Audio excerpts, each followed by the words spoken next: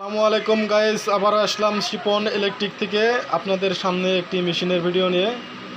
আসলে মূলত 18 তারিখের পর থেকে দেশে মহামারী লাগার কারণে কোনো ভিডিও দিতে পারি নাই, কারণ নেট কালেকশন বন্ধ হয়ে গেছিলো, যোগাযোগ ছিল না।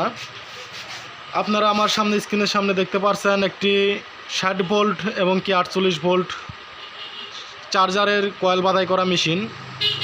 ইনশাআল্লাহ আপনাদের দোয়ায় আমরা মেশিন বানাতে আমরা সক্ষম হয়েছি। এই যে দেখতে পাচ্ছেন আমরা এই যে পুলি, এই যে ছোটো পিনিয়ম, বড় পিনিয়ম, রিং, এই যে এই পাশে আমরা এই যে দেখেন আপনাদের আমরা দেখাই, এই যে গিয়ার শেপ, গিয়ার পিনিয়ম, তারপর যে আমরা অনেক একটি ইউনিকভাবে একটি ব্রেকের আমরা সিস্টেম করেছি, যে রিংয়ে যে একটি ব্রেক দিয়ে যে একটু চাপ দিবে, দিয়ে তারটা যে টাইট হবে, আমরা খুব সুন্দরভাবে আমরা ব্রেকটিও আমরা অ্যাডজাস্ট করেছি